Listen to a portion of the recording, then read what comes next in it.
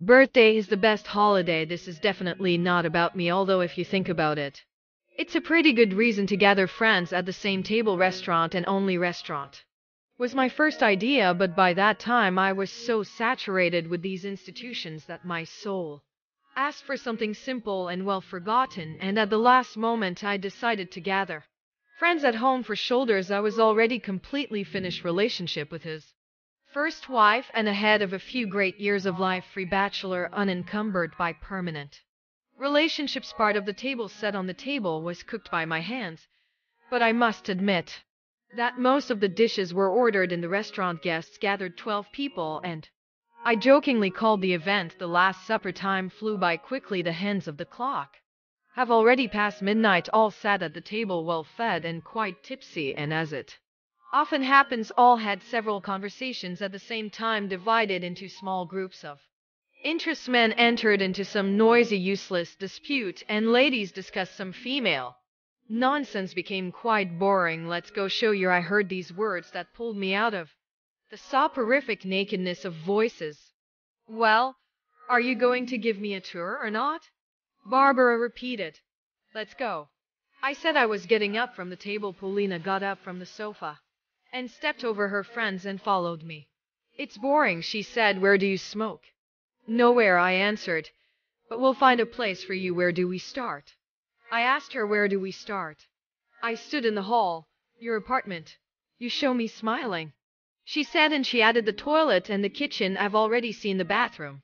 Said. I'm opening the door. Oh, said she said with a playfully surprised reserve. You are not tormented by gigantomania. Marble steps led to a huge jacuzzi in which, if you wanted, you could wash a hippopotamus. Yes, a bit too big, I said. I don't use it unless you have champagne with a lady for a drink, I added, looking at her reaction. No, the size is fine. It's fun. It's easier, she betrayed, looking at her reflection in the mirror. We left the bathroom, letting her go ahead. We moved on along the semi-dark corridor. At that moment I appreciated her slim body. Dark jeans tightly fitted her firm butt, and her long black hair contrasted with her light blouse. It would be hard to call her a beauty, but she had a beautiful figure. Where to next? She asked, standing in front of two closed doors. You choose yourself generously, I said. I opened the left door. Let me guess, here you have a gym. All smiling, she said, turning to me, and for some reason fixed her hair, throwing back the years. Yes, and a dressing room at the same time, I answered. I gym. It was hard to call it a gym. It was only just a few dumbbells, a bench with a barbell, and a window on the whole wall. Pulling the door handle, we came out on a small terrace. The city was burning with millions of lights, and under our feet the tops of trees were swaying. That's the view, envy in her voice said. I remembered that it was this view that made me buy this apartment. On the terrace there were two wooden sunbeds, a small table with tipped legs, and a pine tree and a wooden skating rink, but a small pool. And you don't have to go to the resort, joked Pauline, and you can sunbathe naked, added I. Barbara did a few steps and hung over the edge of the fence, looking down. I wish we were alone in the apartment now, I thought. Let's move on, Pauline said cheerfully.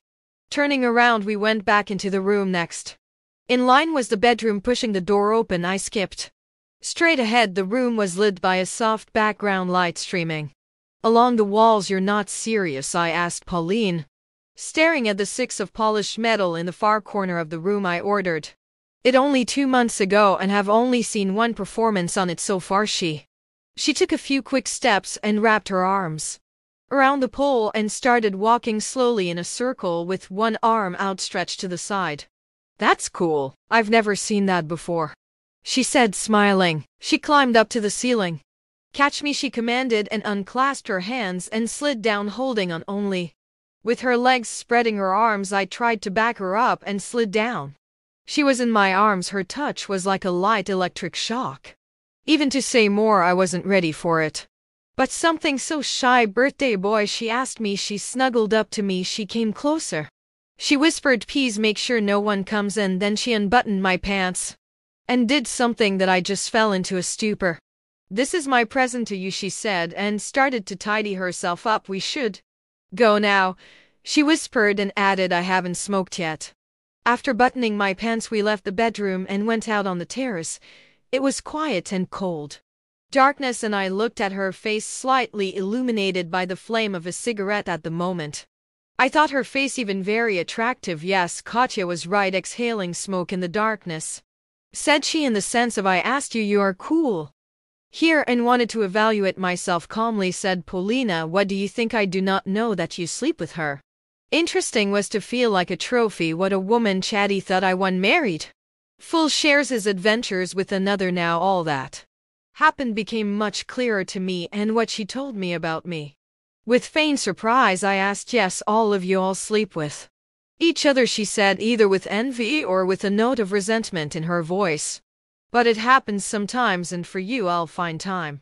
With pleasure. I cast my fishing rod. I'll think about it, I mumbled. Polina added in a quiet voice, for today we have to go and make coffee.